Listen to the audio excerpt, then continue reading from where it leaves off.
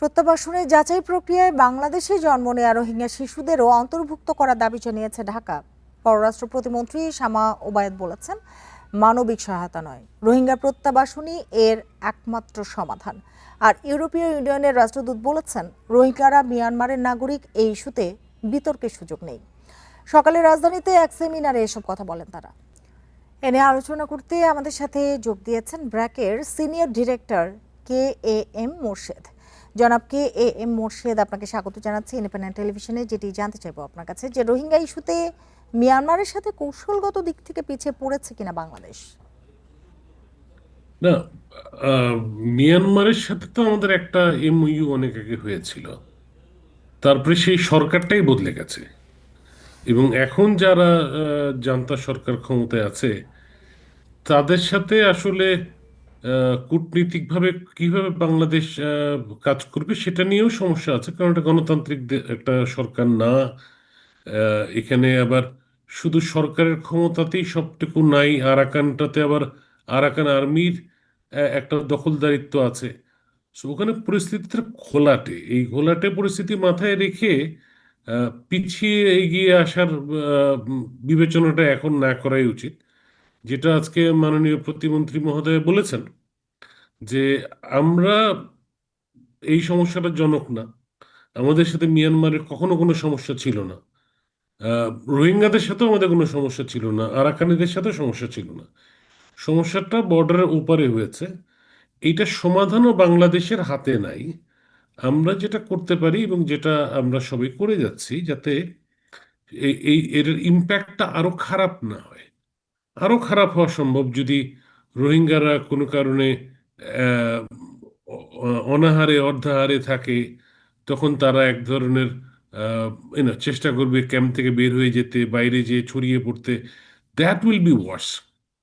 আমাদেরকে অ্যাটলিস্ট চেষ্টা করতে হবে যেন এরা ক্যাম্পেই থাকে, এবং যখন আলোচনা একটা পর্যায়ে পৌঁছাবে ফিরে যাওয়ার, তখন যেন এদেরকে খুঁজে পাওয়া যায় এবং ফেরত নেওয়া যায়। এটা একটা চ্যালেঞ্জ। সহ বিশ্বের অনেকেই বাংলাদেশের পক্ষে, এক্ষেত্রে মিয়ানমার কি কাউকেই তোয়াক্কা করছে না? এটা আসলে একটা রাজনৈতিক ভূ রাজনৈতিক চ্যালেঞ্জ।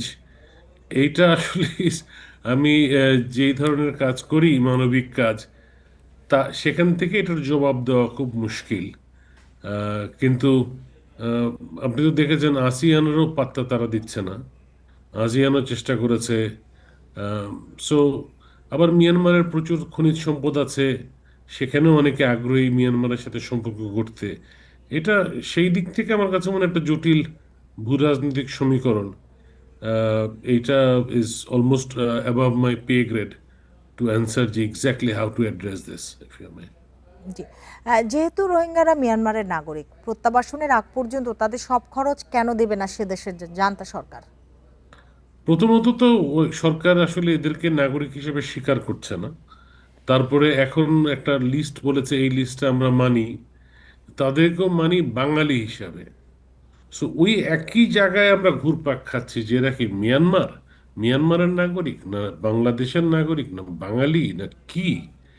এইটা আমার ধারণা মিয়ানমারের সরকার ইচ্ছা করেই করছে। তারা জেনে শুনেই এটাকে ঘুরপাক খাওয়াচ্ছে, যাতে ব্যাপারটা এমন না হয় যে আমরা সরাসরি কোর্টে, যে ইন্টারন্যাশনাল কোর্টে যে তাদেরকে ধরতে পারি, আবার তারা যেন আসলে কিছু করতেও না হয়। সো একটু একটু করে, সো আই থিঙ্ক এই জিনিসটা কূটনীতির খেলায় নতুন না, অনেক রকমের কূটনীতিই হয়। সো এটা ধৈর্য ধরে আগাতে হবে বলে আমার মনে হয়। তো ওই যে আমার মনে হয় অ্যাজ এ জেনারেল পাবলিক, আমি তো এই পররাষ্ট্রনীতির সাথে জড়িত না, আমি বলতে পারবো না যে ওখানে এক্স্যাক্টলি কি স্ট্র্যাটেজি নেওয়া হচ্ছে। আমি যেভাবে দেখি, যাতে আমি মানে আমার অংশটা, বা আমরা যারা হিউম্যানিটেরিয়ান রেসপন্ডার আছি, আমরা যেভাবে আমাদের দায়িত্ব বুঝি, যে এই সিচুয়েশনটা আর খারাপ হতে দেওয়া যাবে। খারাপ হলে এমনিতেই কক্সবাজারে অনেক বাসিন্দাদের পরিস্থিতি আগের চেয়ে খারাপ হয়েছে। বনটা নাই, তাদের ছোট ছোট যেসব কাজে, কৃষি কাজে তারা এক ধরনের আনফেয়ার কম্পিটিশন ফেস করছে। জি। এইটার চেয়ে খারাপ দ্বিপাক্ষিক হওয়াটা খারাপ। বহুপাক্ষিক প্রচেষ্টা অব্যাহত রয়েছে, খুব একটা কাজে লাগছে না সেসব।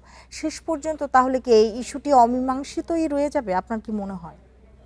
না, আমরা একটা সার্ভে করেছিলাম এরই খুব রিসেন্টলি, যে রোহিঙ্গারা যারা যেতে চায়, যারা যেতে চায় না বা কিছু বলছে না, একটা হচ্ছে মেজরিটি যেতে চায়। আমরা যখন জিজ্ঞেস করলাম কি হলে যাবে, এরা বেসিক্যালি বলছে যে ওই পাশে যদি শান্তি থাকে। সমস্যাটা হচ্ছে ওইটা আমার হাতে নাই। হুম। আমার হাতে আছে আমি ক্যাম্পের পরিস্থিতি ভালো করতে পারি, আর একটু উন্নত সেবা দিতে পারি, এটা করতে পারি, সেটা করতে পারি।